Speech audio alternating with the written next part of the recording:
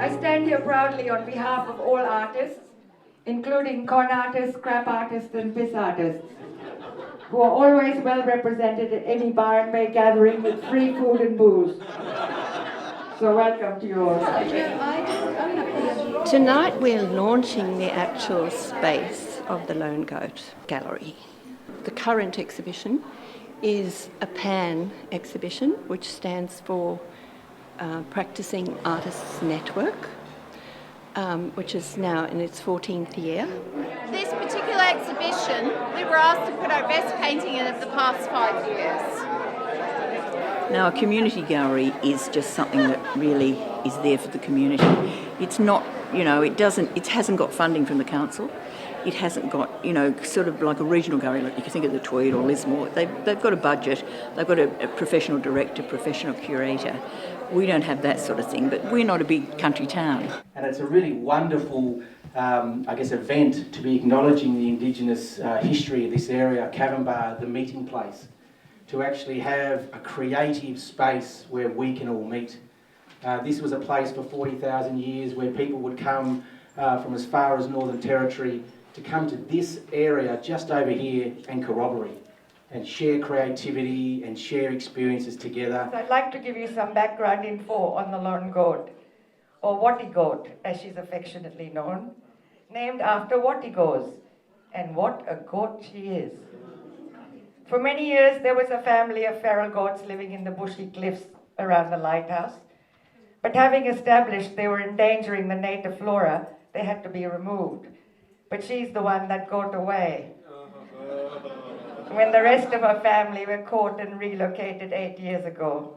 And the lone goat idea, that's a single female goat that's been up there for 8 years now on her own. And I just thought, well, look, this represents so many positive things about our spirit, our independence, our creativity. After 13 years on the committee, after a lot of angst to see this through, I just love the fact that it's here, that it creates an opportunity for local artists, craftspeople to have their work shown. We're the second, third highest biodiversity area in the country. The idea that we'd name a gallery after a pest leaves me a little flat.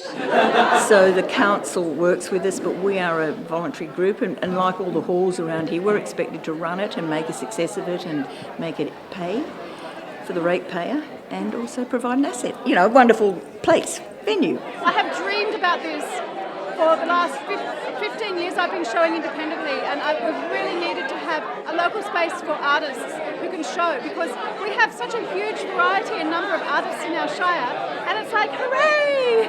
We finally have a space! So come and book in and have shows, please! It's quite hard to be an artist and work on your own with nothing, no goal, so having the exhibitions a couple of times a year helps people to work towards something if they're not, having a solo show every 2 years or whatever.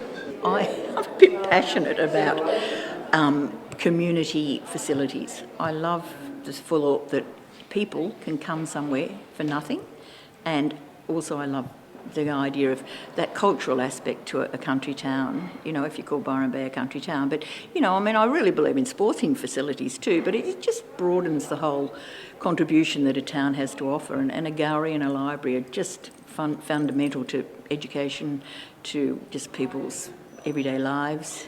And of course we all know that without the Arakwal we would not have this space. So thank you to them. Now that we've got the naming and opening done, I'd like to wrap up with a few more words on behalf of the lone goat that Jan Barham hates.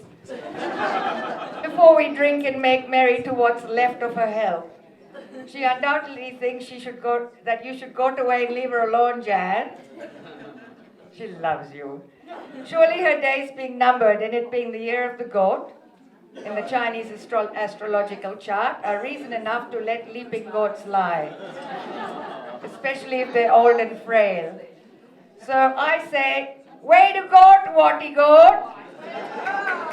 It's It's evident we can lead this goat to water, but we can't make her sing.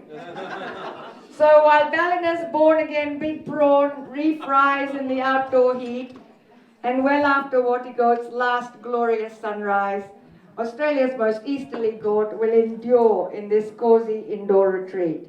The Lone Goat Gallery, a befitting legacy to one of Byron Bay's legendary artists, albeit an escape artist. You've got to feel for an escape goat, don't you?